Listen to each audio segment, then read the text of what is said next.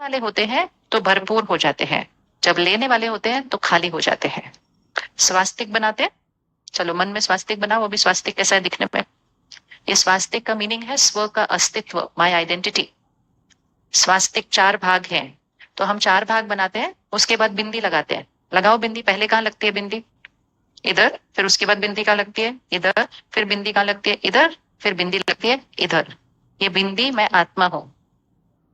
मैं आत्मा पहले इधर थी, फिर इधर आई, फिर इधर आई, फिर इधर आई। तो ये स्वास्तिक समय के चक्र को दर्शाता है। सुबह होती है, दोपहर होती है, शाम होती है, रात होती है, फिर रात के बाद, फिर रात के बाद सुबह होती है, तो समय चक्र के रूप में घूमता है। इसी तरह स्प्रिंग होता है, समर होता है, ऑटम होता है, विंटर होता है, विंटर के बाद फिर से स्प्रिंग होता है, समय चक्र के रूप में घूमता है। इसी तरह एक बड़ा चक्र है। सृष्टि पर पहले सतयुग होता है, सतयुग के बाद त्रेता युग आता है, त्रेता युग के बाद द्वापर युग आता है, और द्वापर युग के बाद कलयुग होता है। और कलयुग के बाद क्या आएगा? कलयुग के बाद क्या आएगा? और उसको लाएगा कौन? लाएगा कौन? जनवरी में जब श्री राम मंदिर जी का मंदिर का उद्घाटन हुआ, तो प्रधानमंत्री ने क्या कहा वहां से? कहा राम राज्य आना है। बोला था ना, राम राज्य आना है। और सबने कहना शुरू किया, राइट, राम राज्य आना है, क्योंकि वो तो आना ही है। लेकिन इंपॉर्टेंट है कि आना कैसे है। आना कैसे है? आना है मतलब वो अपने आप आ जाएगा, ऐसा नहीं। आएगा तब जब हम उसको लाएंगे। और लाएंगे कैसे? लाएंगे कैसे? राम राज्य कैसे आएगा? किस किस को लगता है आएगा? और अभी कौन सा राज्य चल रहा है? अभी चल रहा है रावण राज्य। रावण राज्य मतलब वाइसेस, और राम राज्य मतलब प्योरिटी। रावण राज्य मतलब काम, क्रोध, लोभ, मोह, अहंकार, ईर्ष्या, द्वेष, नफरत, दुख। ये है रावण का राज्य, मतलब विकारों का राज्य है हमारे ऊपर। और राम राज्य मतलब पवित्रता का राज्य है। तो वापिस उस स्वास्तिक को देखते हैं। पहले युग में हाथ कैसे है? करिए हाथ एक बार ऐसे। ये पहला युग था ना, पहला भाग हाथ ऐसे है, ये है, ये सतयुग है। इसलिए बिंदी पहले कहाँ ड्रॉ होती है? इधर ड्रॉ होती है फर्स्ट। हाथ कैसे है? ऐसे है। क्या कर रहे हैं? क्या कर रहे हैं? दे रहे हैं। कोई कैसा भी हो, कोई कैसा भी व्यवहार करे, देते जाओ। दुआएं देते जाओ, दुआएं देते जाओ। इसलिए देने वाले को देवी देवता कहते हैं। ठीक है। थोड़े समय के बाद सृष्टि पर त्रेता युग आया, हाथ नीचे हो गया। मतलब देना क्या कर दिया? देना क्या कर दिया? कम कर दिया। फिर तीसरा भाग आया, द्वापर युग आया, हाथ ऐसे हो गया। देने के बजाय क्या करना शुरू किया?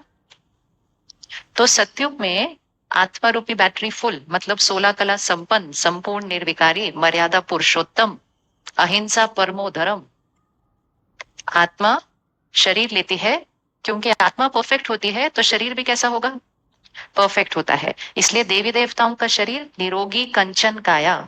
कभी भी मंदिर में खंडित मूर्ति स्थापन नहीं होती है। इतना भी होगा ना तो मूर्ति को स्थापन नहीं करेंगे, क्योंकि देवी देवताओं का शरीर कभी खंडित नहीं था। क्यों खंडित नहीं था शरीर? क्योंकि जब आत्मा परफेक्ट होगी तो शरीर खंडित नहीं हो सकता, शरीर में बीमारी नहीं आ सकती। जब आत्मा परफेक्ट, शरीर परफेक्ट, प्रकृति कैसी होगी? परफेक्ट। इसीलिए उसको स्वर्ग कहते हैं। हर रिलीजन में उसका वर्णन है। स्वर्ग है, सतयुग है, पैराडाइज है, जन्नत है। हर रिलीजन में उसका वर्णन है, क्योंकि वो सृष्टि पर वो युग था। वो स्वर्ग ऊपर नहीं है और नर्क नीचे नहीं है। स्वर्ग को ऊपर इसलिए कहते हैं क्योंकि स्वर्ग मतलब आत्मा की स्थिति ऊपर।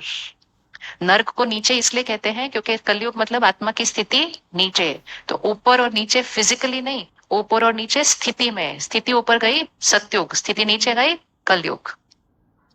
तो सतयुग में आत्मा परफेक्ट, शरीर परफेक्ट, प्रकृति परफेक्ट, दुनिया परफेक्ट। आत्मा एक शरीर लिया, हर आत्मा 150 वर्ष तक उस शरीर में रहती थी। सतयुग में कभी भी अकाले मृत्यु नहीं होगी। कलयुग में कितनी अकाले मृत्यु हो रही है? वहां 150 वर्ष के बाद आत्मा अपना शरीर सहज छोड़कर दूसरा शरीर ले लेगी। सतयुग में हॉस्पिटल होंगे? नहीं होंगे। सतयुग में मंदिर होंगे? सतयुग में मंदिर होंगे? सोचो एक बार जरा, सतयुग में मंदिर होंगे? हर घर मंदिर है। सतयुग में भगवान को याद करेंगे? सभी देवी देवताएं हैं वहां पर। परफेक्ट जब जीवन चलता है ना तो भगवान को याद नहीं करते हैं। लेकिन आत्मा ने एक शरीर लिया, 150 वर्ष के बाद दूसरा शरीर लिया, 150 वर्ष के बाद तीसरा शरीर लिया, साइकिल चलता गया। और ऐसे करते करते धीरे धीरे जब आत्मा एक शरीर छोड़ती है, दूसरा लेती है, दूसरा छोड़ती है, तीसरा लेती है, बैटरी क्या होती रहती है? थोड़ी थोड़ी, वो थोड़ी थोड़ी, लेकिन सतयुग त्रेता युग में बहुत थोड़ी थोड़ी, थोड़ी थोड़ी कम होती है। और ऐसे करते करते हम त्रेता युग में आ जाते हैं। और क्योंकि बैटरी थोड़ी सी कम हो गई, इसलिए त्रेता युग में हाथ कैसे दिखाया? नीचे। लेकिन तो भी वो देवी देवताओं का ही युग था। इसीलिए हमने बचपन से सुना 33 करोड़ देवी देवताएं हैं। कहते हैं ना 33 कोटि देवी देवताएं। तो देश का मतलब एक दो तीन नहीं, पूरा समाज ही देवी देवता। जैसे आज पूरा समाज बैटरी डिस्चार्ज है, तब पूरा समाज बैटरी चार्ज था। लेकिन इतनी पॉपुलेशन नहीं थी जितनी अभी पॉपुलेशन है। उस युग को कहते हैं आदि सनातन देवी देवता धर्म। आज भारत ने ना सनातन धर्म वापस लेकर आना है। सनातन धर्म मतलब देवी देवताओं के संस्कार वापस लेकर आने हैं। वो है ही देवी देवता धर्म। वो धर्म एक रिलीजन नहीं है, वो आत्मा का धर्म है। दिव्यता आत्मा का धर्म है, पवित्रता आत्मा का धर्म है। ऐसे करते करते हम त्रेता युग में आ गए। तो हाथ कैसे हो गया? नीचे। आत्मा एक शरीर छोड़ा, दूसरा लिया, तीसरा लिया, चौथा लिया, सोल पावर क्या होती गई? और थोड़ी थोड़ी थोड़ी कम होती गई। ऐसे करते करते हम शाम में आ गए, द्वापर युग। सतयुग और त्रेता युग में हर एक को ये नेचुरल था कि मैं आत्मा हूं, शरीर को यूज कर रहे हैं। आज सारा दिन में 1 मिनट भी याद नहीं आता कि मैं आत्मा हूं। तो सतयुग त्रेता युग में 100% सोल कॉन्शियस। कलयुग के एंड पे आ जाते हैं 0% सोल कॉन्शियस, याद ही नहीं है कि आत्मा हो। कोई शरीर छोड़ता है तो कहते आत्मा चली गई बस, नहीं तो भूत की पिक्चर देखते तो कहते आत्मा भटक रही, उतना ही आत्मा याद रहता है। सारा दिन मैं आत्मा हूं। तो 100% सोल कॉन्शियस से हम 0% 100% बॉडी कॉन्शियसनेस पे आ जाते हैं। तो द्वापर युग में क्या होता है? मैं आत्मा हूं ये भूलना शुरू होता है। और जब मैं आत्मा हूं ये भूलना शुरू होता है, शरीर शरीर की तरफ आकर्षित होने लगता है, हमारा ध्यान शरीर की तरफ जाने लगता है। और इसीलिए फिर उस युग से विकारों की शुरुआत होती है। क्योंकि शरीर के प्रति आकर्षण जाएगा तो सबसे पहले काम विकार आता है। सतयुग और त्रेता युग पवित्रता का युग है।